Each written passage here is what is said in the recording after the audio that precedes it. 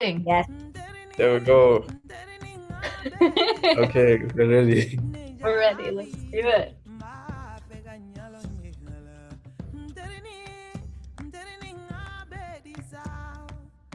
Welcome, Federica. Hi, Federica. So good to have you Welcome. here. Welcome, Clara. Hello. Wonderful Welcome, to Clara. see you. Welcome, Lindsay. Hi, Sally. And Sally, so good to have you here. Hello. Wonderful to see you. Hello. Welcome, Yazan. Welcome, Hi. Lindsay. Good to see you. Thank you so much for joining us. And good to have you here twice, Clara. That's hello. It's Aubrey. Welcome to you, Aubrey. Oh, there's So two. good to have you here. That's fabulous. Che, were you people sitting out in the waiting room and you didn't get to be together? But you're together now. Hoping that you can enjoy our tunes. In the meantime, if you'd like to change your name with the little sideways hamburger icon, the 3 dots, and you can change your name with your organization and where you're located, just so we have a feeling of who's in the room with us today. I'll do it as well. And pronouns if you feel so.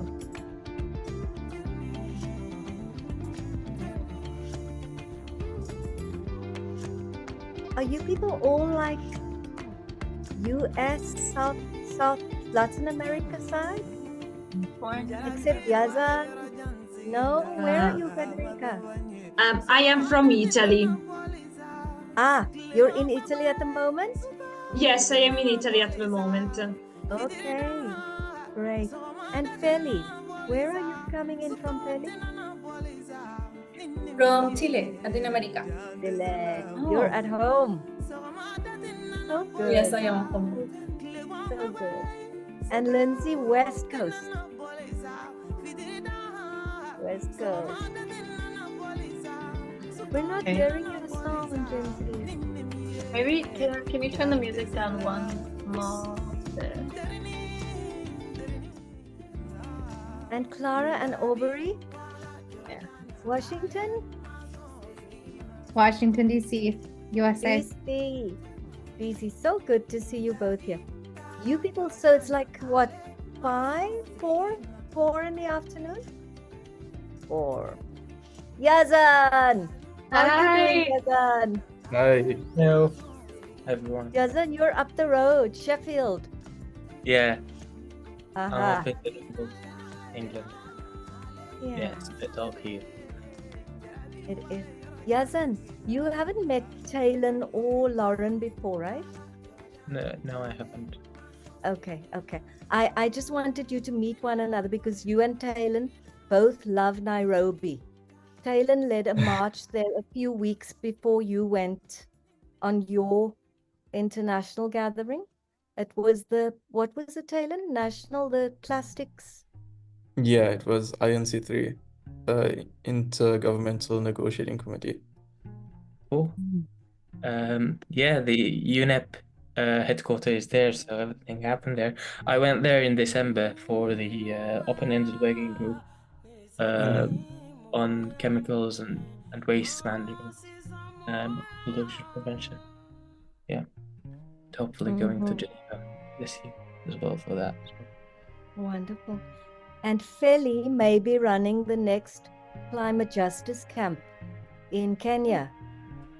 Welcome, Kello, and welcome, Axel, by the way. Such Right. warm welcomes, Axel and Kayla. So good to Hello, have hello. you. Nice to be here. Hello. Thank you so much for the invitation. So, just confirming my assistance. Thank you. Great. Wonderful Good to have you. And you, Kilo, good to have you with us. Thank you. Warm Thank you. welcome. If you'd like to add your organization name, your location, that would be nice, but you don't have to. Okay, I have to do. Look, Federica. Aha, there you go. Did you figure it out, Federica? Okay, wait a sec. Great. Great. Also, if anybody has any song recommendations, I'm your resident DJ as well Yes. for the school. So pop Okay. any song recommendations in the chat. Aspetta. Aspetta che- And Guess please our also, our go ahead, please Kat. go ahead, Lars. You go for it. We the earlier session, people were really excited about the music, so we decided that maybe we'll post the playlist or something on the website with the report because then people can submit their favorite songs from all over the world, and we'll have this kind of emblems, theme songs going on from the Climate Youth Resilience Project. Okay, thanks for please- energy. Welcome. Great. Please do send us your song so that we get this CYR playlist going. That will be so Yes. good. So good. So Lars, you were expecting how many people? 29 or 31 or something, so we're a bit small, but that's all right. They're probably just waiting for the recording. That's okay. Should we kick off then? I think let's go. Yes. Yeah, let's go. Okay. So let me pull up this slideshow again. Can you see? No, not yet. Haha. Taylor, can you share screen? Or There we go. let's try. I guess before that, we're all here looking at each other. I'll introduce myself. I'm Lauren. I'm with Climate. Aha, that's why we're going slow. We're waiting for Yuna to join. Hi, Yuna. Welcome. Good to have you. Good to have you with us, Yuna. Welcome. Hello everyone. Sorry I was Hi. late. Problem. We're only just now starting. So, my name is Lauren. I'm based in Japan, but I'm helping with this project, Climate Youth Resilience work, and I'll be helping to facilitate the session today, along with Taylor, who's my right-hand man, helping on DJing and all of the technical parts. And Kathy May has also been the driving force of this project, and will introduce a little bit about the mindfulness initiative and why we're all gathering here today.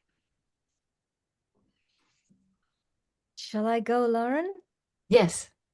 Okay, so people, a very, very warm welcome to this space. It is good to have you here. You know, when we speak about community, this is it, right? This is us together making community. So we want to be very deliberate in the ways in which we engage you. We want to recognize that we would not have a launch of this nature.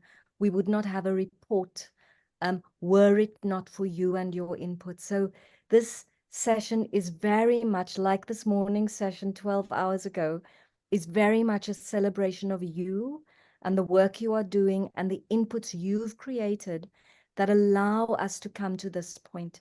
You know that the Mindfulness Initiative is extremely interested in what young people are saying about inner-led change.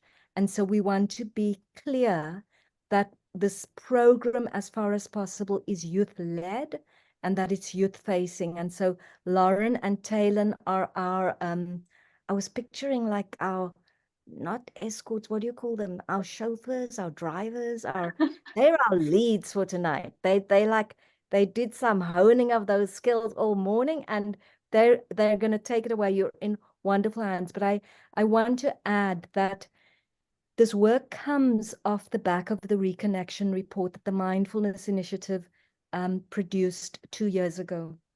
And that report looked at the concept of climate change from the inside out. It was looking at how do we face this particular crisis from the inside out. The work that we're doing, the work that you're doing, is actually the next chapter in this work. And we want to hold this very much in the awareness that we are working at the time of wars and genocides. So we want to name what is happening in the Congo, in Sudan, in Gaza, for the Rohingya people, among the Rohingya people. We want to name these so that we never see this work as anything separate from what is happening in our world, and so that we are aware that the work that we do together is really bending the arc towards justice, so that we are finding our way in creating a world that we do want to see, that we do want to be part of. So please feel very warmly welcome here. And when we speak about inner-led change, we're talking about all of it. We're talking not about isolating any pockets of change. We're talking about all of it. So please feel welcome here. And we want to honor our funders, the Robert Ho Foundation, for having this vision of understanding and appreciating that we cannot speak about change without attending to this kind of inner-led change. Before I go, a small nod to, actually it's a big nod, to Bayo Akomolafe. Bayo Akomolafe runs the program We Will Dance with Mountains, and he does it with a huge team. And this notion of radical hospitality, of welcoming you so that you feel it in your fingers and your toes, is really from him. It's really based on his notion of we create radical community. We create radical hospitality so that people really do feel your importance and your presence with us, and your the importance of your participation and how much we value you. So thank you so much for being with us this evening, this afternoon, this morning. Lauren's 6 o'clock in the morning. Taylor's 11 o'clock in the evening. It's so good to have you all with us. Thank you so much, Lauren. Please, you take it away. All right, here we go. Warm welcome. This project is supported by the Mindfulness Initiative and the Robert H. N. Ho Family Foundation, and we want to give a shout out to these guys. Before I go through this agenda, I just wanted to share our intentions with what we're doing here today, which are to start weaving these this fabric of connection, reconnection that Kathy May was mentioning earlier. And we want to also share the results of this survey that we've been working on, survey and interviews over the last few months. We heard from over 130 different youth organizations and resilience organizations. So we're really excited to share what we found in little snapshots, of course. The report that we'll be launching today, it's online now, which is very exciting for us. It has so much more depth and nuance and quotes and stories that give a much broader picture than we can cover in these little snapshot today. So that's a second, and also get the ball rolling for phase 2. So you'll see it in the agenda. We're wanting to create resilience resources for young people. And how do we actually do that? We do that with young people.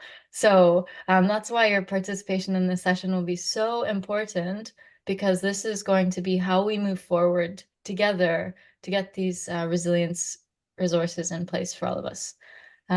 So into the agenda, we have a check-in, which will bring us all in the room together, sense into ourselves. I'll share some agreements and expectations for how we use this collective space. And then we have the bulk of what we'll uncover today. Impacts and climate emotions, and resourcing practices, and looking at this map of resource organizations, resilience organizations that we've uncovered, as well as the brainstorming. And then we'll come to a close. So we have 2 hours together, well, 2 hours minus 19 minutes. And we'll do a 5-minute break about halfway through. And if you need to leave early, no problem at all. Just maybe let us know that you're leaving so we can say goodbye. But other than that, let's go. So our check-in today, I find it really nice to, give space to see what's happening inside ourselves before we come together. So if you want to just take a moment to sense in what's in your inner world in this moment and share it in the chat. We also have a small group today, so you can even say it out loud. Yeah. How are you?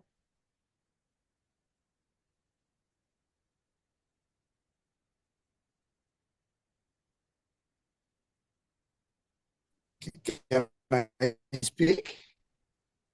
Yes. Please go, Axel. Okay. Well, today I feel very well because I come back from to my university campus. So I left university like 6 years ago, but today I come back and I see all the changes, all the development, and the impact that happens during all the time that I live, like the classes and everything. And I start to remember uh, the moments and when I start to work on sustainable energy and the moments in which I start to learn about my career right now. And it was very cool because I don't know, think on your roots and remember your roots, give me more inner power to still like working on my daily activities on the sustainable energy agenda. So I don't know, today was very cool to, only remember all that things and connect with that emotions of the beginning in my young last memories of the university. But I don't know, it was very cool and it's a feeling that I'm, like trying to enjoy right now and use this feeling to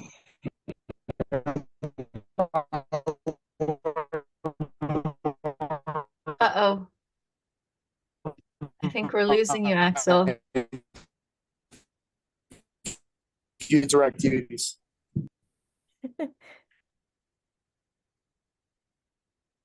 Great. Thank you for sharing. Sometimes you have to go backwards to go forwards, I find. Yeah. Anyone else want to share? How are you? You can put it in the chat if you don't want to speak into the room. And Lauren or Taylor, could one of you please pop the meeting thingamy in the chat, the invite, the link in the chat? Betsy is just Okay. trying to get in, but doesn't have it. I'd be so grateful. I think Betsy is in now. Oh, fabulous. Hello, Wonderful. Betsy. Thank you for joining us today. It's great to have you with us. Thank Hi, you. Betsy. Took me a little while to get into it, but I'm glad to be here. Thank you. Great. Wonderful to have you. Welcome, Betsy. We're just doing a check-in. Ooh, Feli says, plants. Your plants are alive with you. Great. My Nice. check-in is I'm feeling a little sleepy, but also very excited to meet you. I'm very happy to finally meet you all. Yeah. I'd say for me, it's the solidarity and warmth you feel in these meetings, like from the session earlier and the session. Just, it's really great to interact with everyone here. We have something from Aubrey. 20 Okay. weeks pregnant and feeling exhausted, which is why I'm off camera. Delighted to be here, but need to be off camera. No problem. And thank you so much for being here. How exciting. How wonderful to have you both here, Aubrey, Yes. or however many there are. That's very special. Great. Thank you. Okay. I can share also. Yes. I feel excited because today I received a book that I've been waiting for a while to receive. It's basically a 700 years old cookbook from my city. Wow. 100-year-old Aleppo. cookbook. Yeah. 700. So who is it by, Yazan? And how did you know about it? I knew about it because I was trying to dig into the history of my of my region in Syria and also the Fertile Crescent, the West Asian, and I found out that yeah, this is, I guess, the third oldest recipe book or recipe script ever, after a script in a Babylonian script and also a Roman script, and it's from my city Aleppo in Syria. So I'm excited to read it and try to cook from it, to see how people 700 years ago was cooking. Amazing, Hassan. We're gonna have to start a recipe site as well. Not only the DJ and the music, but the recipes from the different parts. That's so beautiful, Yazan. Thank you. Please, Yeah. Laz. Yes. We have one more comment here saying, inspired to see everyone here and feel the impact and possibility of this community. Yeah, that's definitely echoed. Yeah. Yes. Okay, so welcome everyone. Check-ins are a nice moment to just pause, find ourselves, and also to see what's alive for the people here. So thank you for checking in together. Some collective agreements for how we will hold this space together. The first is to honor one another's time, knowing if you tend to speak a lot, know when to step back, and also if you don't speak and you're hiding things, that you're welcome to step forward. And we'll try to keep to time as much as possible, but Kathy May and I talked about how prompt timekeeping is a colonial frame. So we're being more flexible, I think, these days. Deep listening without judgment. We ask that in the breakout rooms, especially the first one, that you're really listening without judgment, with an open heart, because we'll be sharing some of our climate impacts and climate emotions. And it's important to feel that the people that you're with are really, really present and listening. Active participation will be important today. You'll be world building, brainstorming in the second breakout, and we hope that you can show what is in your heart, what you would like to see in the world, as well as in the discussions that you're with us.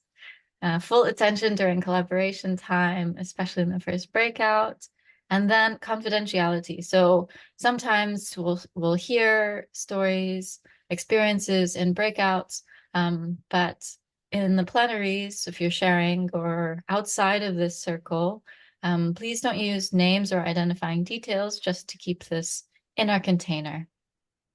Okay, so let's get into it. Climate impacts and climate emotions. So this chunk is coming from our work with over 120 organizations that responded to our survey, and 26 conversations. We had some in-depth conversations with folks. And yeah, first question we asked, do you have direct experience of climate impact?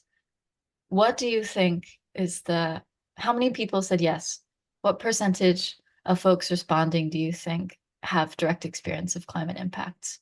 From all of you, the respondents.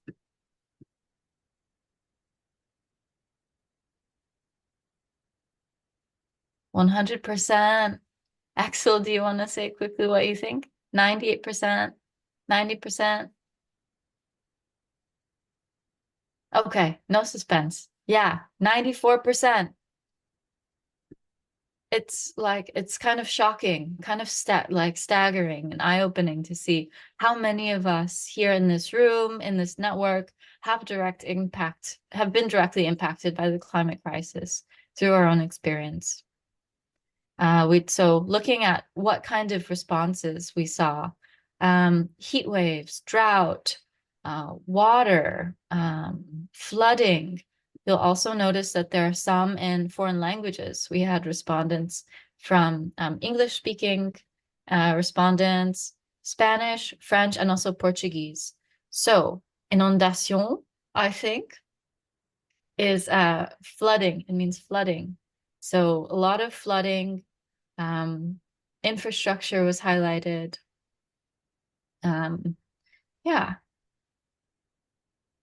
there's so many different ways that we can experience the climate crisis, but these extreme weather events seem to be very clear across the board. Okay, second question. Does your organization encounter difficult climate-related emotions or poor mental health? What do you think? Many.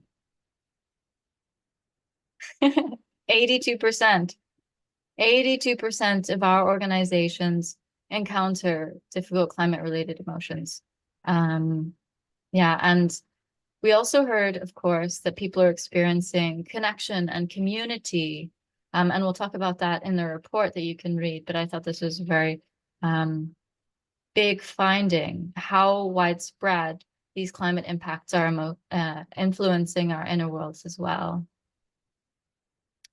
And a big point here is there's an intersectional aspect of this, because we know by now that there are some areas of the world that are more impacted by the climate crisis, including areas of the global south. But even within the global south, there are populations or groups of people who are even more impacted, who are disproportionately impacted. So women, girls, and indigenous communities were highlighted in the results as being the most impacted. Another interesting point here is mental health as a global north framing. And we did see that regardless, there are communities across Africa who are using mental health in this framing to bring people together and to move forward. So even though it's a mental health global north framing, it is being used more in the world, but to just be aware of our language and where these things come from. Yeah. Anything else here, Kathy May? I'm good, Lauren. You go for it. Thank you so much.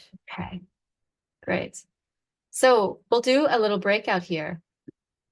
And we'll get into small groups so that we can meet one another and share some of what we've seen, what we've felt. What impact have you seen, and how has that impacted your inner world? So we'll do maybe 2 groups, Talon. And while he's getting that ready. Groups are already created. 2 groups are created already. Thank you so much. Fantastic. People Very have handy. been separated with the different regions in mind. We're ready to go. Pro. He's a Way pro. to go, Talon. Great. Thank you so much. And then, yeah, just keep in mind that the collective agreements, knowing when to share the space, how to share the space, deeply listening, fully attentive, this kind of thing. And we'll give 10 minutes for this little breakout. All right? Any questions before we go, or let's just get on with it, hey? Great to see you again. Okay, so I think this is everyone now. So we'll just take a little bit of time here to reflect on what that was like. Did you notice any similarities or differences in your lived experiences? What was interesting or striking in your conversations? The floor is yours.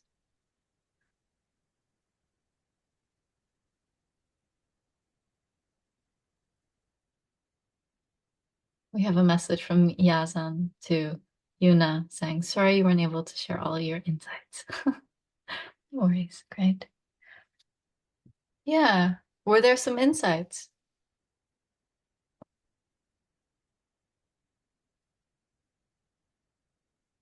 I can go. Great, thank So, you.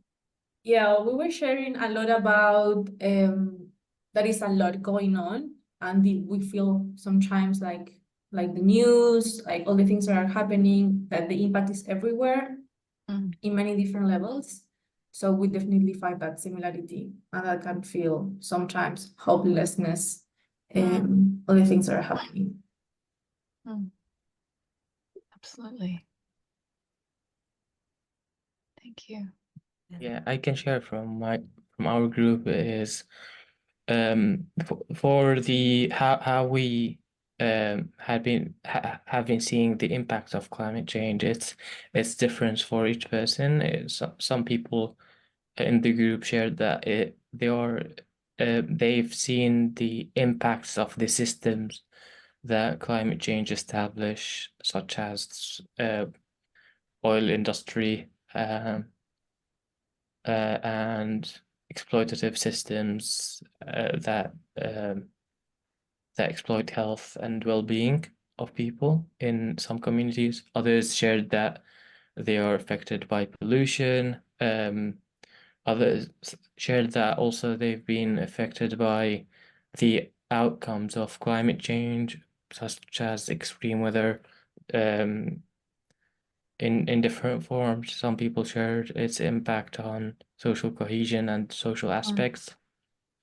Yeah, so we had different answers and different perspective in the groups.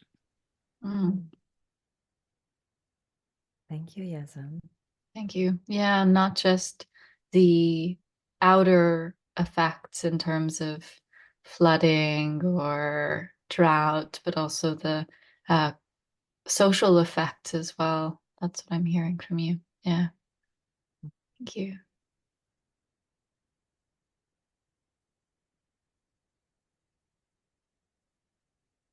Anyone else want to share? I'll add quickly off of what Feli said about us feeling hopeless a lot of the times when you know, constantly are seeing the news in the first 5 minutes of your day. We started to talk about like what sustains hope and like how do we reconnect with feeling hopeful about our futures and maintaining that like belief that we will win this battle of climate change and the general world. So it was a cool conversation to get like bits and pieces of feedback and stories from people, like what sustains them, what keeps them hopeful. So I'm hearing like a collective intelligence, using our collective experiences to make sense of what's happening and how we can move forward together. Yeah. Yuna, I saw your hand raised. Yeah, sorry everyone. I had to pick up like origin course. I kind of missed the first introduction part. I will share like, so my name is Yuna and I'm based out in New York, but I was born and raised in South Korea, and I like kind of work globally to promote young people's mental health around the world. Like about like a month ago, no, not like 3 months ago, I had a chance to attend the climate change training for the faith leaders in New York City. And that was it was hosted by Al Gore, like a former Vice President Al Gore. And it was really fascinating to learn how different faith leaders have a different background, but there's a common things about interconnectedness, and also how do we really appreciate what we have right now, the natures or like anything that really sustain us to like alive here right now, gratitude, and really, and also the practice of kindness, you know, how do we kind to ourselves and other people, you know, in general, that knowing that we are all interconnected, and really keeping hope, having building a positive outlook for the future was, I think these 3 things are the really important things I learned during the climate change training. And recently in New York, I think it was like maybe 6 months ago, we had a whole like a climate change issue. Like entire New York City, the sky was yellow, and students were really yelling at like, what's going on? I don't want to go outside, and it's your fault. You know, they're kind of pointing at their parents like, I did nothing but what you have done. So I think it was just witnessing like what's really happening right now. I think that's really alarming. So I just wanted to share my observation here. Thank you. Yeah, thank you. This came up in the first session, actually, the potential impact of faith organizations to, I don't know, because they're existing communities already, that can have an impact. Yeah, great. Thank you. Anything else from anyone?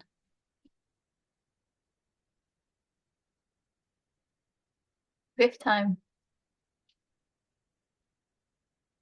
I'm really appreciating this, the ways in which I think many of you are speaking about the fact that it isn't just a sense of hopelessness, right? That there's, and I think it's different we're learning it's different in different parts of the world, that there isn't necessarily in South Africa, Nigeria, even though people are seeing crops failing, that the realities of climate impacts are so huge and so immediate.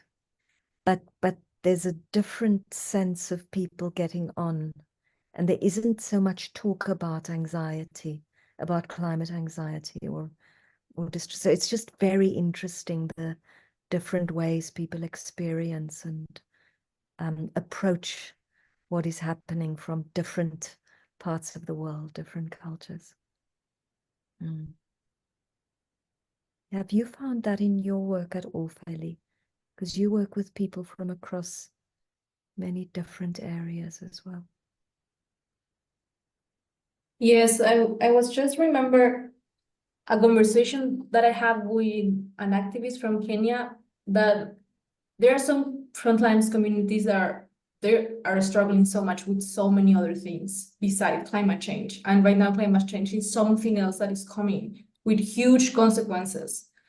So it's very, very difficult. It's very, very difficult for people that are in the front lines that usually already are struggling with so many other things, and then they have also this huge thing that is coming, so they also feel that pressure and then that stress for these other things. And also that is difficult sometimes to talk about climate change if, for example, your community doesn't have access to clean water, to food, to everything. But we know that this is very important because it's an integral part of everything, right? It's connected with everything. But how you approach this to government that are dealing with other things that are also very urgent. For example, all the things that are going on right now in Gaza and everything. So right. It feels sometimes like a very, very heavy bag, this extra thing that is coming with so many consequences. Yeah. Yes, absolutely. Yeah. Well, how do we unmuted, Lauren? I'm seeing Yazan unmuted. Yes, Yeah, I just want to share also that it feels really that we are going through an intergenerational inequality crisis where in general, like economic crisis, let alone climate change, and also that the people in frontline communities, in the case of people that I've been working with, and also like in general, see climate change from the narrative that had been told to them, that it's about penguins and vulnerable bears and this kind of early Western media narrative of climate change. We should help protect other elements of nature that are affected by it, and it's very this narrative makes climate change or disconnect people with the effect of climate change. And yeah, that raise self-doubt when they experience the effects of climate change because of the lack of understanding or an explanation for this extreme uprising of nature that is in many cultures and many communities is related to an upper power, if I may say, such as a god. So yeah, and also that we are also going through a big economic crisis and also political crisis globally. This is an election year for many countries around the world. So like climate change in those communities, in frontline communities, comes over all those crises and challenges. Thank you, Yazan. Thank you, yes, and yes. And welcome to Gayatri. Thank you. Thank you for joining us. Hi. Yeah, thank you. I'm sorry I'm so late. I'm actually at work and just didn't remember because I've had so much else going on, but glad to be here for at least the last 5 minutes and just to see the faces. Yeah. You all. Wonderful to have you with us, Gayatri. I wanted Please to quick I wanted to Yeah. quickly highlight what you were saying, Yazan, that we're experiencing many crises at the same time, and different areas of the world experience different aspects of these multi-crises more, and how, in my perspective, it's really valuable that we are aware of these crises, that we are not closing our eyes, that we are wide awake to what is in front of us and what is. And for me, in my work, what I think is valuable is to feel that there are other people who also can see. It is for me such a relief realizing that, you know, people around the world have this kind of witnessing as well, and that we're not just witnessing, that we want to make this a better world, better lives for all of us. So thank you for bringing that aspect in. As well, I think it's important that we, settle ourselves and regulate our nervous systems, because seeing this difficulty in the world brings up so many of our fight or flight responses, our oh gosh, oh gosh, oh gosh, panic, worry, you know, all of the climate emotions that we witness.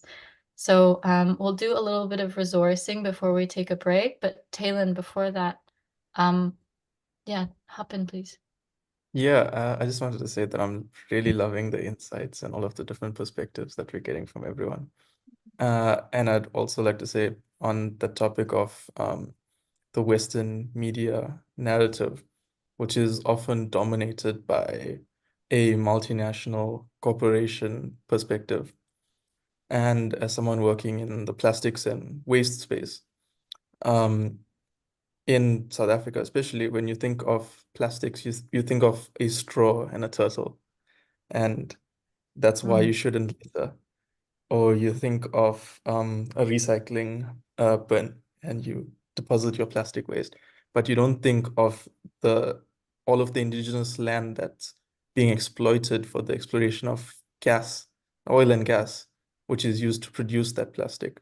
You don't think of all of the petrochemical companies that are exploiting people and human rights to produce that plastic as well. You don't think of all of the incinerators that are built in marginalized communities that's polluting the air, causing health complications within these communities. So you really have to like look at all of this from that systemic level. And when the dominating media narrative is so centered on individuals and communities and us as people, and not these large, massive corporations that are causing climate change.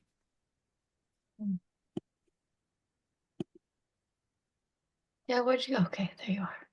Oh, thank you for sharing that. Yeah, you're completely right. I know in my mind I justify little, you know, oh, I'm gonna get this takeout. Oh, da da da. I'll recycle it. But you're right, there's these huge webs of production that we can't see but are woven through our society that I'm grateful for the reminder. Thank you. Yeah. Okay, I know myself, I'm feeling activated by these sharings. Oh gosh, it's so big. How do I hold this all? So, we'll just take a little moment to breathe together. I call this the breathing hands activity. And we do it in our climate organization in Berlin. And I got it from the Active Hope training program online for free with Joanna Macy and Chris Johnson. So if you'd like to breathe with me, we put our hands in closed fists in front of us. And then we're going to inhale and all breathe in one big air together. And breathe out and close our hands.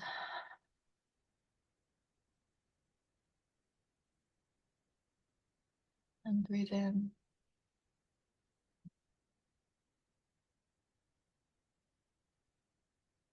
And breathe out. And we can see our shared lungs. One breath in the world. Breathe in. And breathe out.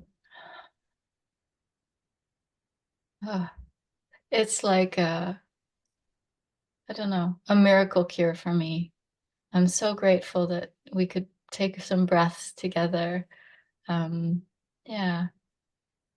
Feel free to use these breathing hands from Joanna Macy and Chris Johnson in your work. So let's take a little break here. We're at 1 hour. Oh, yes, I love it also, thank you. We'll take a little break here for 3 minutes. Hopefully everyone back by 7:05 or 5 minutes past the hour because we're all over the world. Okay? And if you want to stay here and chat with us, you're very welcome. Taylor and Kathy May and I will just be chatting. You can give your feedback in the chat. You can talk to us if you'd like, or enjoy a little break. And some good music. And some good music. Some good music, some good sounds. Lindsay, it is so good to see you. You too. I was just writing because I have to jump off at the hour. I was just typing away, but I didn't realize it was 2. But yes, it's so good to see you. I was just writing how much I appreciate Kathy May, you, Lauren, and Taylin. The way you're holding the space is so beautiful, and really, I feel like so inspired to be a part of this group. Oh, Lindsay, I'm so sorry that you have to leave, and I'm sorry we didn't all get to say goodbye to you. We have a much smaller group this evening. It's very different to the way it was this morning. Taylor and Lauren, I'm going to be meeting with Lindsay, who is on the West Coast. Lauren is from LA. Originally, Lauren? Yes. Oh, I'm in San And Diego. Lindsay's from Oakland. Oh. Yeah, I'm from Oakland originally. Okay. Yeah. So connections then. So I'm going to be meeting with Lindsay in April and with Betsy as well. So that's this is the and trip you've been hopefully with mentioning. Clara. Great. Yeah. So looking so forward to seeing you, Lindsay. Please check out the webpage because the report is there. Okay, It's I know you said messy. that. I was like, it's that there. I'm so excited. So I will check it out. Yeah, thank you so much again for inviting me and for holding the space, and congratulations on the report. And I'm sorry to miss the brainstorm, but I'm looking forward to seeing how things unfold. So thank you for your incredible great. work. Thank you for being with us. Great. Thank you for joining us. Yeah, see you soon. Go so well, Lindsay. Go well. Bye-bye. Bye.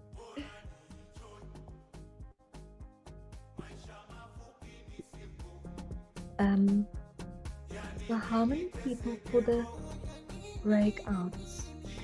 So There's 3. there's 4 in one and 3 in 4, 5. the other. But Betsy Actually, will no, stay there's with us, I think. There's yeah, 6. no, actually there's yeah, I have to move. Do you think it would be nice to have all 6 in one breakout room or 3 and 3? Yeah, I was thinking that maybe just one breakout room. Yeah. Thanks, Taylor. I'm wondering. This song is massive in East Africa. Is it? This is by a Tanzanian artist called Diamond. Diamond Platinums. He's one What of the is it called? biggest Diamond Platinums, the artist. Diamond He's like Platinums. he's like the pride of Tanzania. Like every single person like has the highest, like speaks the highest of him. Amazing. Oh, When I was in Tanzania, also you can't go 10 minutes without hearing the song. Like if you're out like walking on the streets or going to a mall or something, you can't go 10 minutes without hearing this. Amazing. You were gonna say something, Lars? yes, just making sure that our Jamboard is all ready. Yes. Cool. If there's, I think maybe we just say, if there's, hey, welcome back, Gayatri. Gayatri, huh? Is that how you say your name? Gayatri. Gayatri. Right. Ellie, hi. It's so good to see you, Feli. We had Pablo with us this morning. Oh, really? Yeah, he told me that he was coming. Yes. Nice. It's also very nice to see you again, Kathy. Oh, thank you. Thank you. Are you going to be staying in Chile or are you moving back to Spain? What are you doing? I'm staying here for a time. Yes, I'm a bit tired of the nomad life, so I want to settle down a little bit to rest and have my plans. Plants. I wish I could give you a plant, Feli. I'm moving and I have some plants that need a home. Happy to receive them. Thank you. Okay, how are we doing? Just Federico, were you dancing? Beautiful music. Violeta Para. Is this who's playing right now? Violeta Para. And Talon chooses the music according to the hour. You know, this is like much kind of gentler than this morning's vibe. Okay, so we're just waiting for Yazan, Yuna, and Betsy. Oh, there you are. Hi, welcome back. Cool. Okay, that's Betsy now. But maybe we can introduce the next little bit. Da, da, da, da. So I'll pull up my. Oh, hello again, Betsy. Unfortunately, we pause the music when the slides go up, but it's a trade-off, I guess. Where? Oops, sorry. Actually, give me 1 second. There, they've disappeared. Okay, here we go. Why is this so?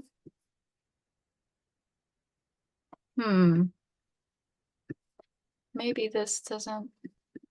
Sorry, everyone. My slides have disappeared again. Kathy May, what does it mean? This happened last time. That we've got to be able to just have the conversation. Yes. So Yes. Tell us what the next step is, please, Lars. This one is about resilience practices and organizations. But I have some nice, beautiful graphs that I wanted to share. So that was the reason for They the. are worth it. They are worth it. And can I just check, Talon, do you have a copy of the slides? Oh, they showed up now. Can you see it? Yes, thank you. Resilience. Speaking of resilience and adaptation, here You we can are. see why we wanted to share them, people. They're very beautiful, and we will speak later about our designer, Safia, who has made all this beauty and joy. Please, Lauren. Yes. So the second part that we're looking at is the kinds of resilience practices and resilience organizations that came through in the survey. So the first question we asked, does your organization seek to address climate distress? And we found that almost 70% are looking at climate distress as part of the resilience capacities within their organization. And a good handful are not currently looking at climate distress, but are planning to or interested. And there were 4 organizations out of the 120 organizations that we used for the survey final results. 4 said no. 1 was because they didn't think it was a concern for their organization, but the other ones didn't feel like they had the resources to tackle this. So I thought that was interesting.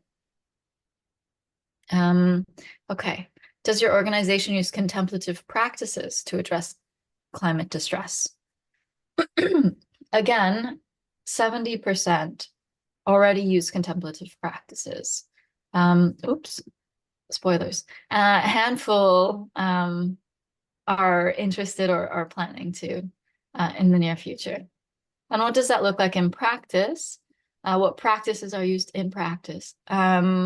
Storytelling is the #1 method of this kind of inner-led practice. And then you'll also see things like indigenous practices, mindfulness and compassion, speaking and deep listening practices like the breakout room that we had earlier can be quite broad, but this is also very common in the organizations that we looked at. Yeah. And this is not a percentage of organizations. Rather, this is the number of times that it was mentioned in this multiple choice survey. Okay, so some deeper analysis of these results. In the Global South, contemplative practice is not a common framing. It is not used. Mindfulness and compassion is not so much mentioned in the Global South explicitly, especially contemplative practice, this term. Rather, indigenous knowledge, practices, and wisdom is what we're hearing, as well as storytelling. So storytelling has been a really growing method that young people are using to share their experiences and to kind of process what's happening in their communities. A thing about code switching here is that organizations in the Global South kind of mentioned how they don't use these in these terms in their real life, in their daily life, but when they're talking to institutions, for example, they will use some of the language that's used in the Global North because that's how you need to speak to get things done, I guess, in this way. So we also looked at where these organizations are located, and as part of this project, we've created a map online that hosts, all of your organizations. So I've added you guys from the data that you sent in. Thank you so much for sharing your information. But it includes what kind of contemplative practices you use, your website so people can find you. You can go in here and see who is in your region, who is a global organization. We divided this into youth organizations and networks, global youth organizations who have a farther reach, like Roots, for example, global resilience organizations and resilience organizations, hybrid organizations, which I'll mention briefly in a second, and other initiatives which we thought were interesting and valuable resources for this kind of inner-led change. So I mentioned hybrid organizations. So this is a term that we're using for organizations, young people, young climate organizations who are not just using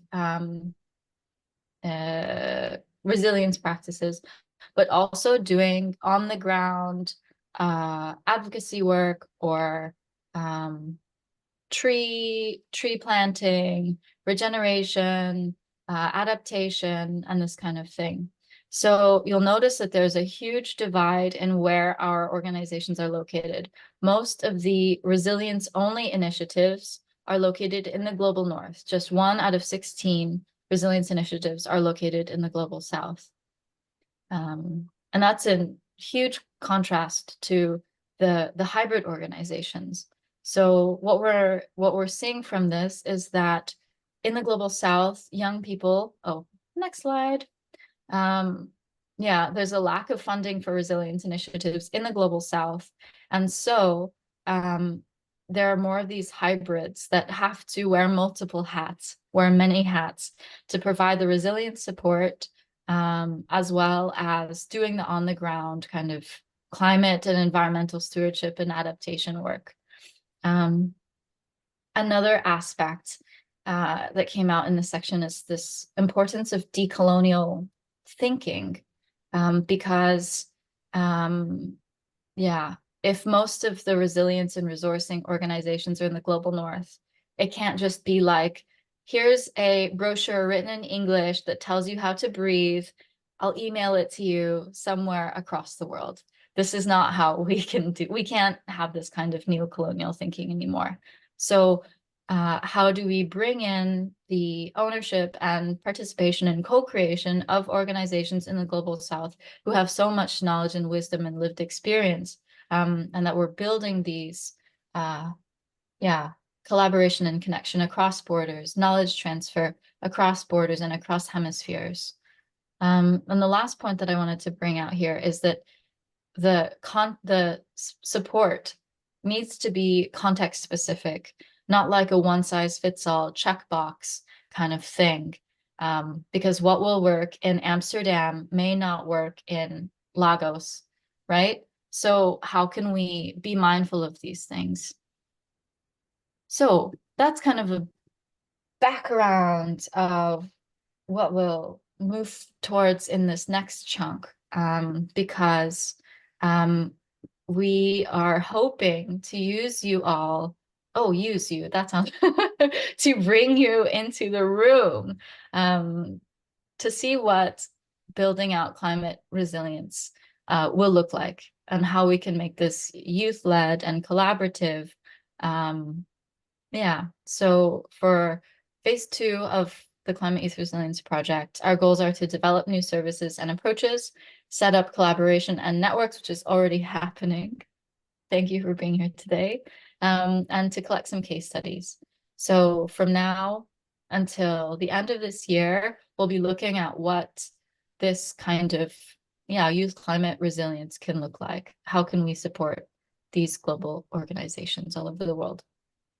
And a thank you to the Robert H.M. Ho Family Foundation, who's supporting this work. Betsy is here as a representative. Thank you, Betsy. So the next little part of our session today, we'll have a breakout so that we can start brainstorming what this will look like. We'll use a compass. North, south, east, west, aka what do you need or need to know? What are your worries and wonders? What are your suggestions for how to implement this? And what are your excitements? What are you really looking forward to about a kind of global youth climate resilience resourcing program? So we have a Jamboard for you, which I think, yes, thank you, Taylin. You'll find in the chat. We'll put you into one big breakout room. Oh, bye, Clara. Yes, we'll be in touch. Don't worry. Thank you for coming. Okay. Sorry, you have to go, Clara. Oh, but Axel is back. Welcome back, Axel. Just in time for the breakout rooms. So we'll have 3 roles in the breakout: timekeeper, scribe, and spokesperson. Actually, maybe we don't need a spokesperson because it's a small breakout. So we'll have a timekeeper and a scribe, and making sure that we stay on time and that people's feedback is written into the Jamboard, in case there are connection issues or some people don't have a laptop or something like that. Oops. So I'll stop this sharing now. Lauren, I have a quick Yes. question. Yes. Can you please remind me one more time about how did you, what are the inclusion criteria for the organization when you invite them to for the research? Yes, thank you. So we sent the survey out in our networks, we asked people on LinkedIn. We did a lot of kind of desk research looking for organizations. And then we had 130 respondents. Some of them were individuals rather than youth organizations. Some were duplicates where people had responded twice. So we eliminated those and came to 121 organizations. Yeah, does that answer your question? Yeah, so the organization is dedicated to like promoting resilience or the youth developing. Just wanted to like see the whole, like what is the scope of the organization so I can get a better understanding of all the numbers there. Yeah. Yes. So resilience initiatives, this kind of pure resilience initiatives, don't do direct climate advocacy or policy making for climate or environmental stewardship, this kind of thing. The resilience organizations are more like Search Inside Yourself Leadership Institute, for example, was here. Organizations that are purely looking at the inner resilience capacities and advocating for inner resilience versus advocating for purely climate. And then the hybrid organizations are ones that do have to do both, or not have to do, choose to do both, maybe, that they're looking at the inner world and the outer world. Does that make sense? Yeah, thank you so much for doing this work. This is so fascinating. Yeah, thank you. Yeah. Great, I'm so glad. Yeah, thank you. Lauren, but I wonder if we should add, just to clarify, Yuna, that we created collaborations with a number of organizations. Some of them were youth networks and youth organizations like Yango, like Youth for Nature. Yazan is here from Youth for Nature, like Youth Climate Justice Fund. And then we also created collaborations with organizations like Feli is from Roots Powered by Greenpeace, and with resource providers like Force of Nature and Silly, who was just here, and Globally, who has also just left. So we targeted a wide array of people because our work really is interested in how do we bring these supportive resilience, how do we grow a culture whereby all young people have access to inner development work? And we've heard, interestingly, that this often happens in faith-based groups. It happens in different, so it's not always going to be happening through youth organizations. It's going to be happening via schools. It's going to be happening in health centers, etc. In different cultures, it happens in different ways.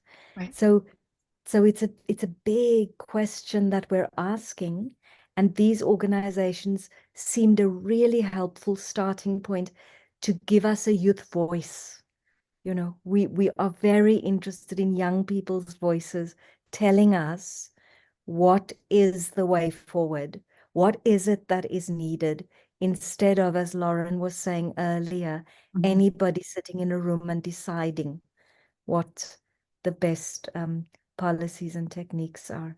So that's just a broader view of how we come to this point and how we'd like to collaborate, ongoing collaboration with working in different regions differently because of that importance of context specificity, that we understand one size does not fit all, and we need to break away from this dominant global north narrative.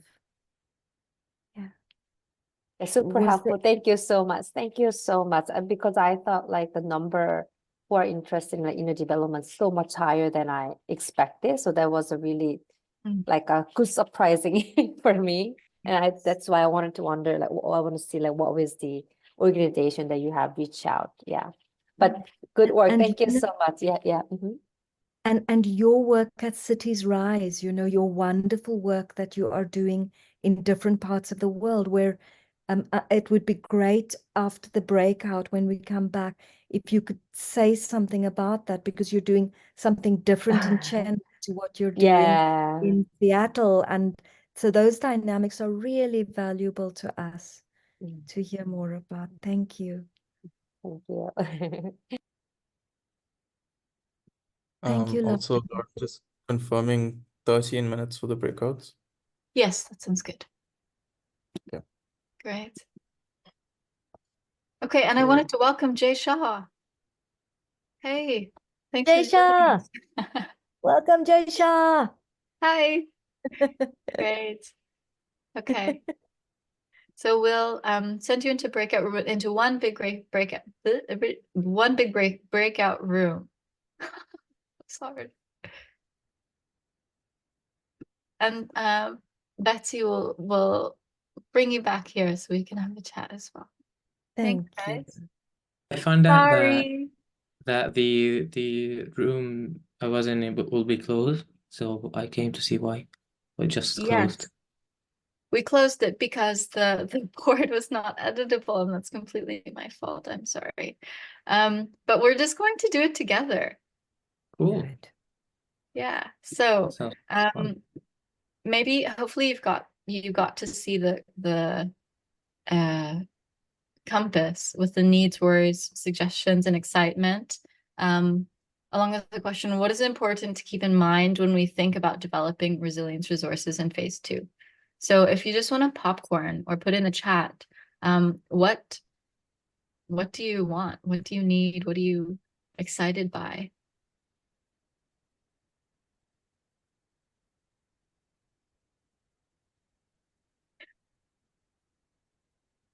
Shall I share my screen? Is that helpful? You can see it?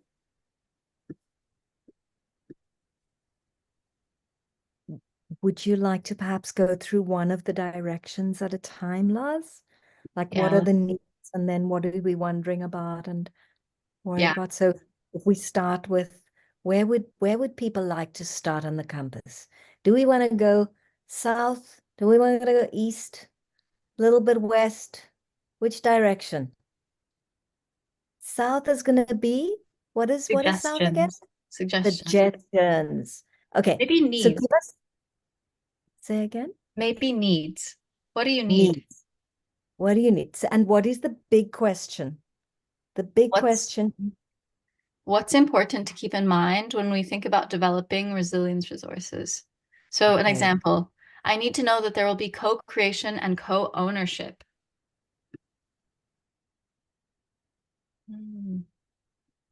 Great example. So people, what are the other needs here?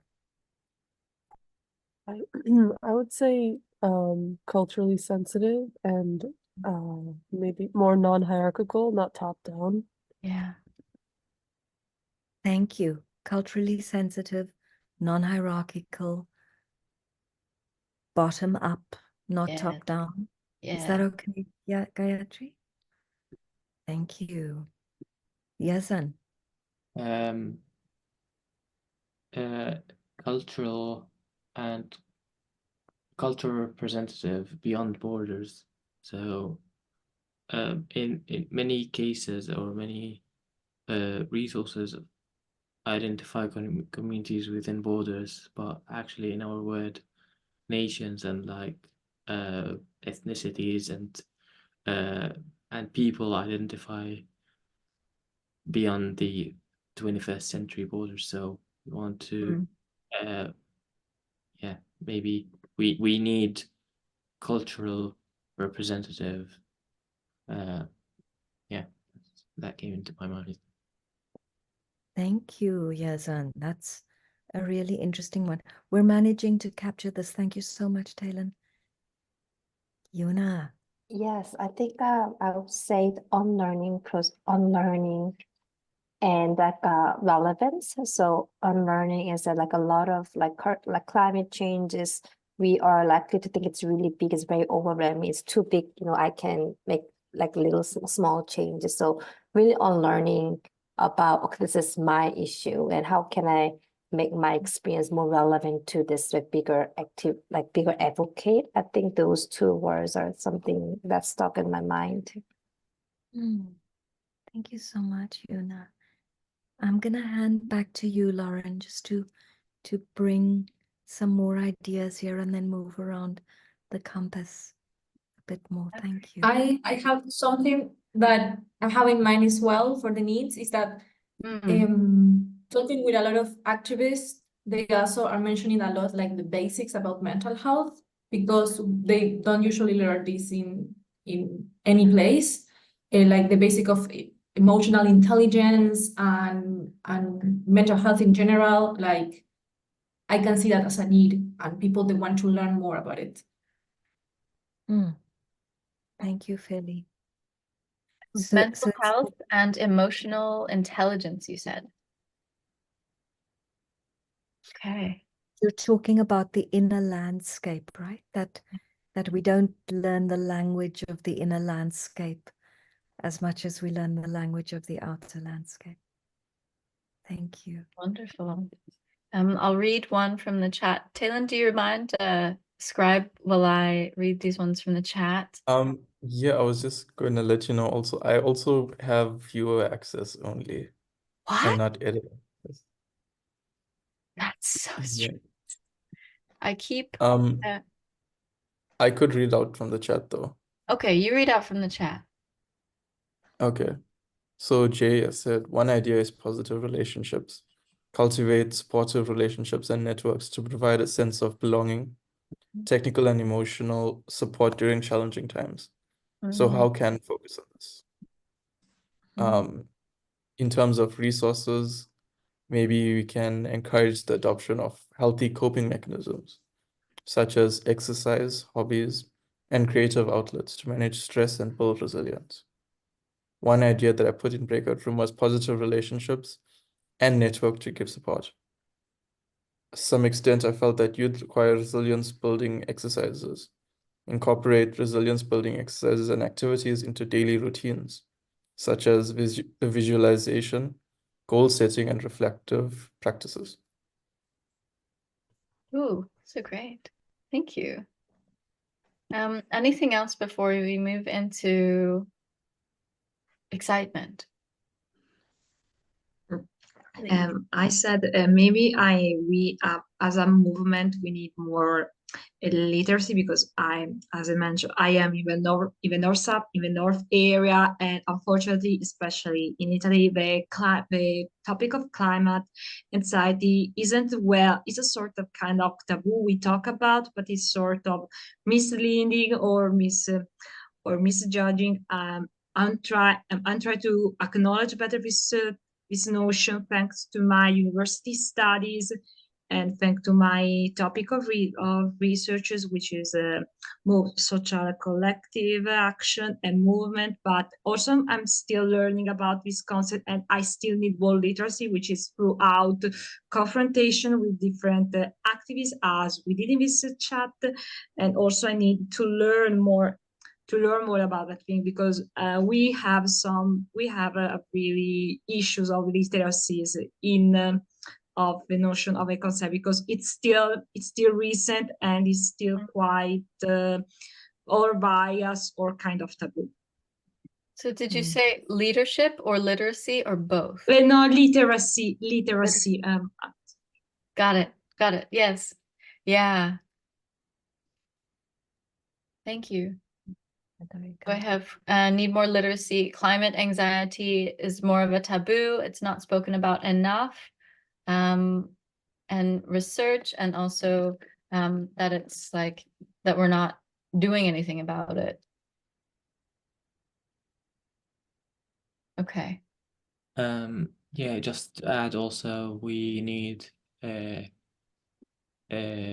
linguistically diverse resources that yes people exist. So that's also a big need for resilience resources.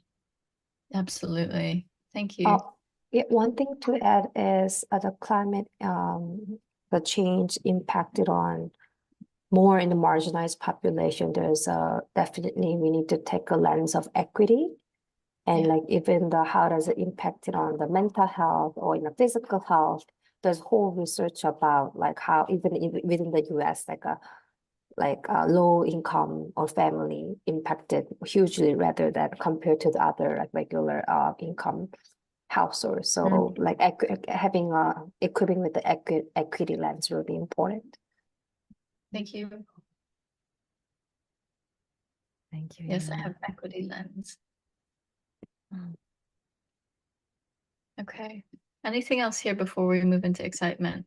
I'm really loving and appreciating these. Thank you. Okay. Then let's Yeah, sorry. please go ahead. I have that brought up one thing for me, and I think it's the negation of the need. So maybe you can help me like put it in the words of the need. But when it comes to equity and when it comes to like maybe Western psychology, there can be, or I think like it's important to decolonize that lens as well and look at it through the liberation psychology lens, which is what's it called? Like critical of the carceral systems of the global north, which put people through pipelines of punishment and then the prison system.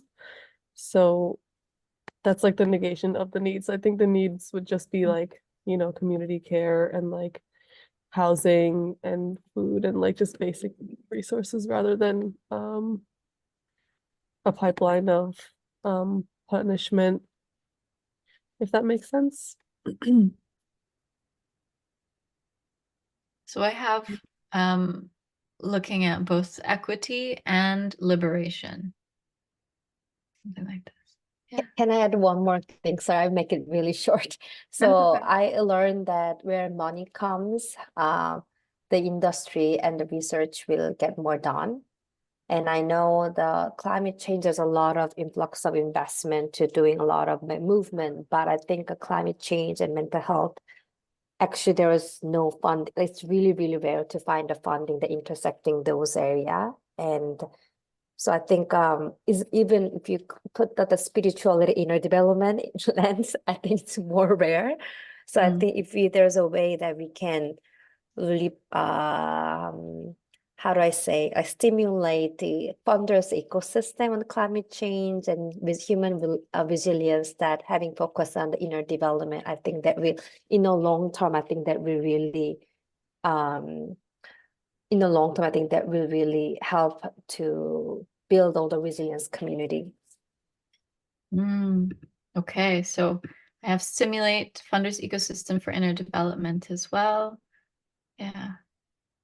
Can I just hop in very quickly, Yuna, to say that in the report we do write about NOAA, and I cannot remember what NOAA stands for, but it's in the States, NOAA or something like that. It's National Oceanic and Atmosphere Administration. There you go, Betsy. Thank you so much.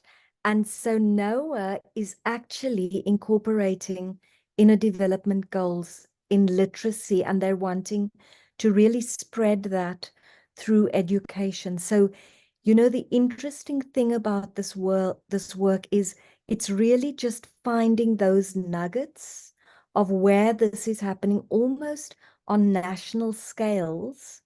But then it's bringing in the point that you and that Gayatri are making about what are the dominant narratives when this gets rolled out, you know? Does it take on an intersectional lens, or is it just slapping this on top of inequalities? So I think that's where we have to become very nuanced in our approaches, in balancing all of these priorities, these intersectional priorities and approaches that we're considering here. So thank you both for naming that. But spot on that we're wanting to find these nuggets and movements and possibilities in different regions. Great. Okay. Can I add just Yes, I saw your hand. Go for it. point, which is that I think that we need also resilience resources that are family and community friendly, and also transferable, meaning that like we recognize that knowledge get transferred from different generations and also throughout communities, and build the resources based on it, on like this transfer system of knowledge. So yeah, maybe it could be through storytelling, the resources to be built through, like in a storytelling form, or yeah, just have this idea that it's good for any resource to be transferable easily. So I have community-friendly, transferable resources and leveraging transmission within communities. Yeah. Yes, and are you speaking also about community participation as a key Yeah. factor, please? Yeah, community participation and community transformation of knowledge. On community, I wasn't specifically commenting on community participation. Maybe also like that's in the use of outcomes of those resources.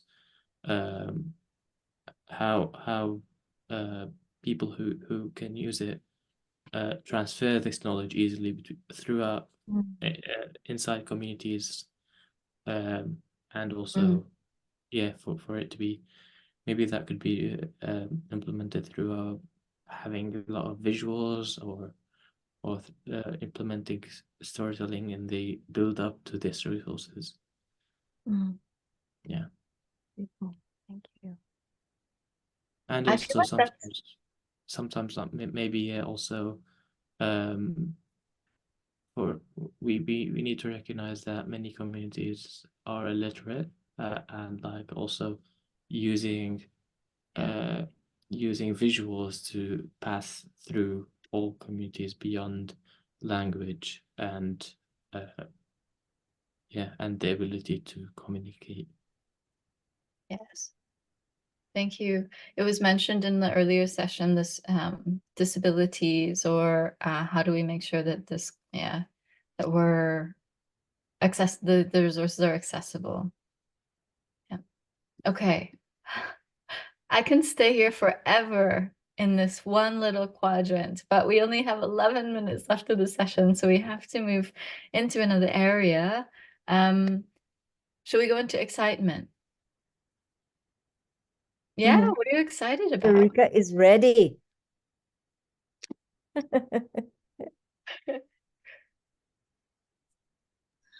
I am quite excited to learn because I'm still learning about that thing, and I want to transfer this knowledge and practices within my group, with my movement and group, to share this knowledge, and how to actively face also at individual level, but also how to act when we face climate challenges, which it could happen, and it could happen.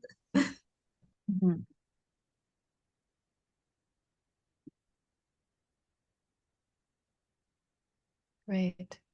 Excited to learn. Yes, Gayatri. One of the things for me is learning to regulate one another, and ending cycles of violence by being able to connect deeper with other folks that you know, we're with and we're working together with. And yeah, just it basically comes down to like healing generational trauma.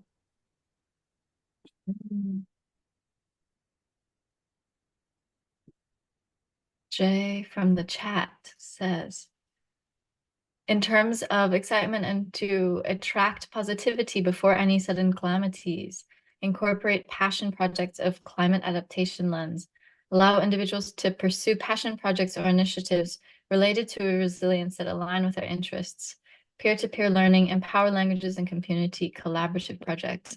I love this. It should be our passion. That's something that we have to do. I'm excited because I'm so passionate about this as well. Okay, thank you. Nice. Thank you, Jay. My one, it is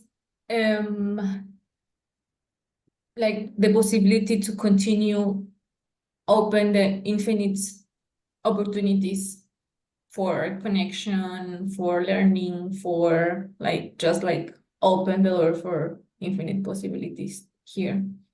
Mm.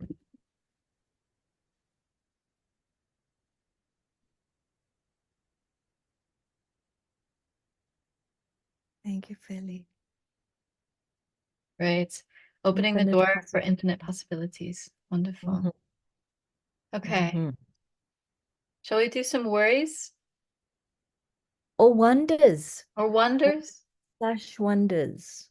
What does this make us wonder about or worry about?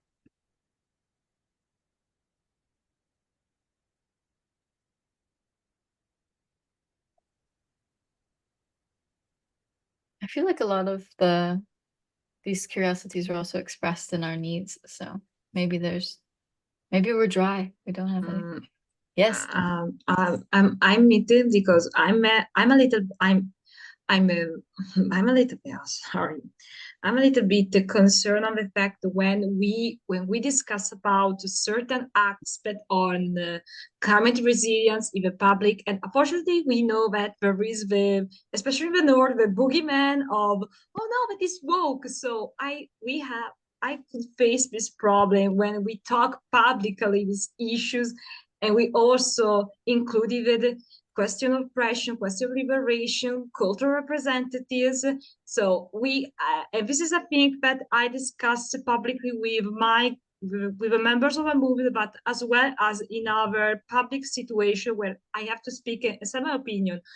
I'm quite annoyed, and we also have to face these challenges, which is also mean that sometimes we don't have we can talk about this argument, or we have to create some strategy to introduce them, even that it will implies not to mention specific aspect or dimension. But this is a thing that unfortunately we acknowledge as soon as we included other aspect of the discourse of climate change, and not only the scientific one.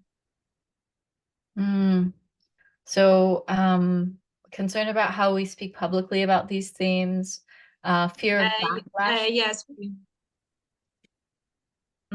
Yeah. Yeah. This is my main concern about it. Thank you. Yeah, I understand. Yazan. Yeah, I wonder how we can use the capacity that we earn from those resources and tools to level up our resources and tools physically to stand up against climate impacts, climate change, physical ones, I mean. Yeah. Yeah, I'm curious because in some communities and especially frontline communities, the actual physical impact is more urgent in some cases because it affects our physical existence sometimes and sustainability. So how we can move grounding ourselves and strengthening ourselves against climate change mental impacts to an increased capacity and action. Yeah. Yeah. So that's I wonder. So I have how we can use our capacities from resourcing and tools to level up our physical resources and tools to improve our ability to respond to physical impacts. Yeah. Yeah, absolutely. Thank you. Jay says. Sharp points, people. Jay says. Please, Lauren, please, you go. Jay says, normalize the experience of worrying and reassure individuals that it's okay to feel concerned sometimes, which might lead to new opportunities. So I used to wonder and apply problem-solving skills, identify root causes, acknowledging and managing concerns effectively. Yeah. Okay. Maybe this is a suggestion. Right. Moving to the south. Thank you, Jay.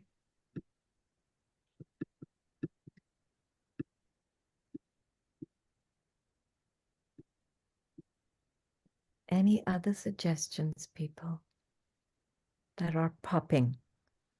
Because we're entering that phase of, you know, the number of us here are like into African time. We can go there quite easily. So any other suggestions?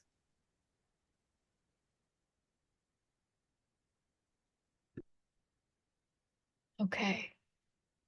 And I think what will happen is we'll digest some of this. We'll share the recordings with you all. You'll also have the report and the map. You can explore so many of these resources that we have already. The playlist to keep you inspired. Maybe you'll share some cookbook recipes with us, Yazan. In the first session, we also talked about sharing our LinkedIn contacts and making a LinkedIn group or something like that. So we'll have all of these resources for you in the next day. We'll probably need to sleep before then, so I can't tell you when exactly you'll receive it in your inbox, but we'll get it to you. I see one last worry from Gayatri. Pushback from conservatives or non-believers. Yes, I will add that to our list. Pushback. I also worry about these things. Okay, so in the last 2 minutes before we hit the hour, is there any last things, Kathy May, closing or something before we do our special closeout? Yes, I would definitely like to say a great big thank you to all of you. For some of you, I'm aware this is very late in the evening. For some of you, it is late in the afternoon, which can very easily also be that dozy hour. We are grateful for your inputs because when we speak about community, I made the same point at the start. This is you, this is us together, really working through these issues together, breathing together, and finding our way. So we are seeing this work very much as world making. This is us creating the world that we are wanting to see. So all of your inputs are really golden and precious to us. We value all of them, and we really want to thank you so much. The MI particularly wants to thank the Robert Hoe Foundation as well, Betsy, because to have this vision and to appreciate the importance of this before, it's like a little bit ahead of the curve. And yes, we are now moving at speed, but we are moving. This is what inner practice does. It makes us very wise because we know where to put our feet. We navigate, we direct, we are able to lead things far more easily. And so all of this, all of the wisdom from our communities, all of this comes on board when we practice together at these levels. So thank you to the Robert Hoe, and the Mindfulness Initiative understands that you are the next chapter. The Reconnection Report was our starting point. You are the next chapter. People, please look around you in the room, because I can tell you, Feli, Yazan, Talon, Lauren, these people are quoted in this, Jay, these people are quoted in this very beautiful report. I wish that somebody would show you just the cover. It's gorgeous. It's up on the website. And let me tell you, we saw there's some glitches. We made a couple of mistakes. I love the fact that it's imperfect, because actually we are making progress. We're not looking for perfection. We're looking at moving forward together. So thank you so much for being with us and for walking with us as we lay the path and make it. And to Bayo Akomolafe for teaching us about radical hospitality so that we always value one another and we treasure our community, our commitments, and what we are able to do together. Thank you so much, Lauren. Back to you. And Yeah. Lauren and Taylor, I must call out my people. Lauren and Taylor, Japan and South Africa. These wonderful, youth-led.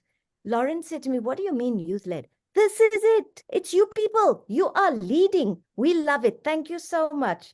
Please, Lauren. Great. Oh, we lost Feli. That's right.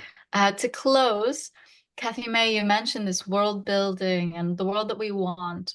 So we'll just do a little close by sharing a blessing that we have for the world, or a wish for the world, or for ourselves, or for one another, in whatever language or cultural framing that you hope for. But you can share it in the chat. You can say it out loud. Just speak from the heart, some wish and blessing for us all.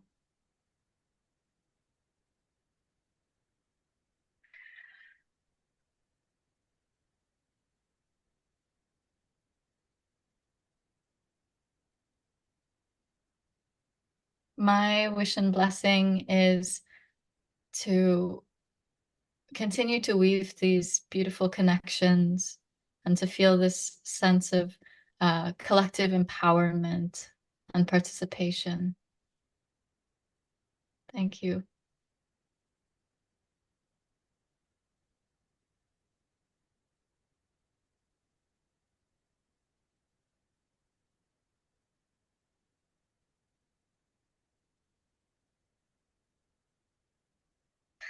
Anyone else want to share a blessing? Okay, I'll break this awkward silence. So and my wish and blessing is for a world where everybody is included and everybody treated similarly, and also have an inclusive chat and part of building systems that accommodate the needs of everyone, and a blessing for everyone for giving their time to achieve that, at least partly today.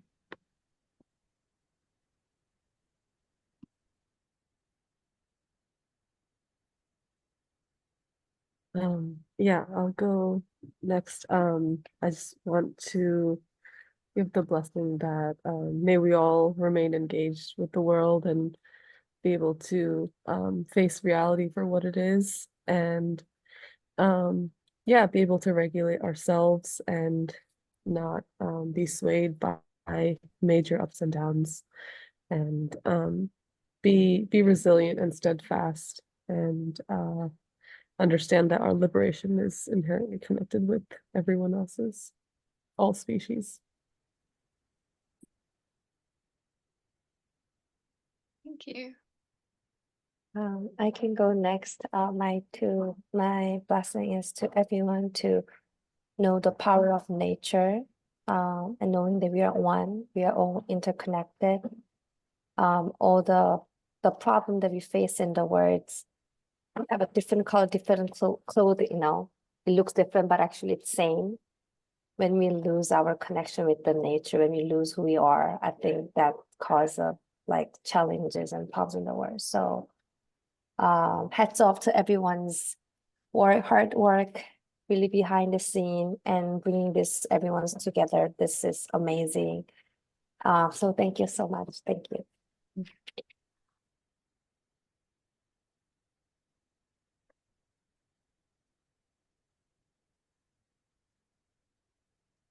We have one from Jay in the chat. Maybe I can read. Yes, read read, Jay's then. please. Yes. Okay, so Jay says, may the challenges you face strengthen your resilience, and may each setback be a stepping stone towards greater growth and resilience. Thank you for that, Jay. Thank you. My blessing would be that everybody here feels what I feel when I'm in these spaces, which is the warmth and the power and solidarity from hearing all of many different perspectives and experiences from so many young people from every corner of the earth, and how our experiences and feelings have brought us together in these spaces, and how we can relate to each other. And yeah, that would be my blessing to everyone, feeling the warmth and unity within these spaces. Thank you. I feel it. Thank you.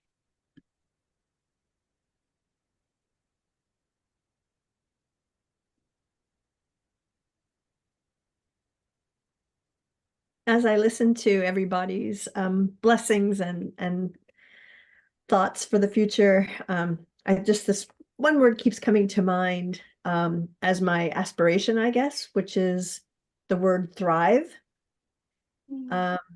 For people internally, inner development to thrive, the issues around equity and inclusion, all people have the opportunity to thrive, and that this precious planet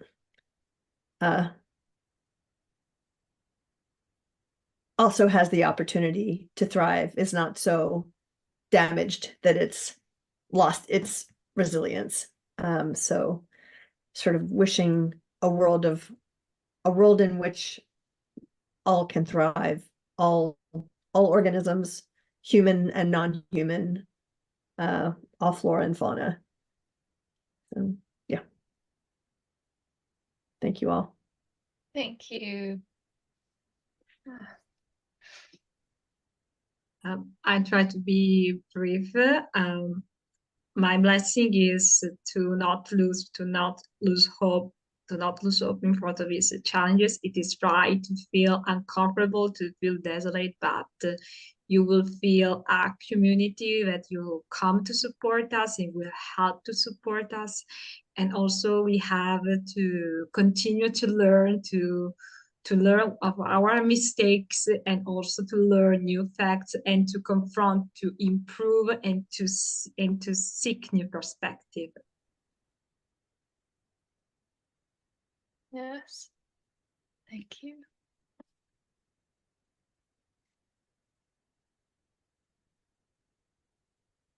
And my blessing, I would add, is Hambagashle, which is go well. Go well, people. May we all go well as we make this way together, as we lay the path and we walk it together. I'm hugely grateful, hugely grateful for this project and this opportunity for us to come together to make the world. So thank you, thank you, thank you.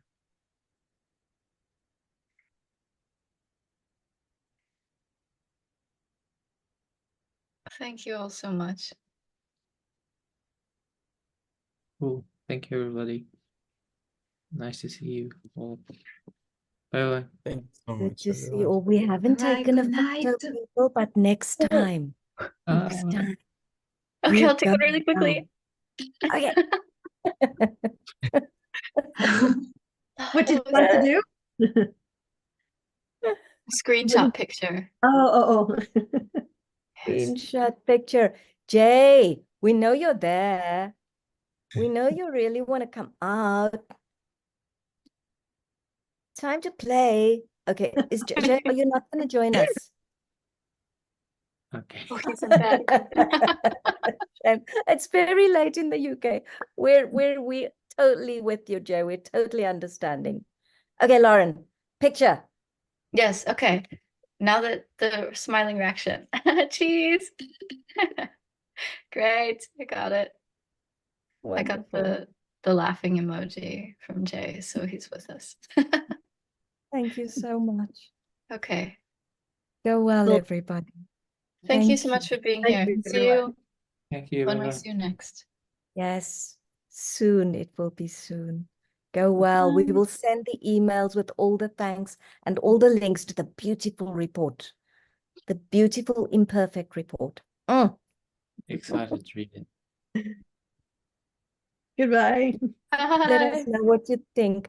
Go well, Yes, let us Betsy, know what you think. and see you soon. See See you you very, soon. very soon. Bye, Una. Go well.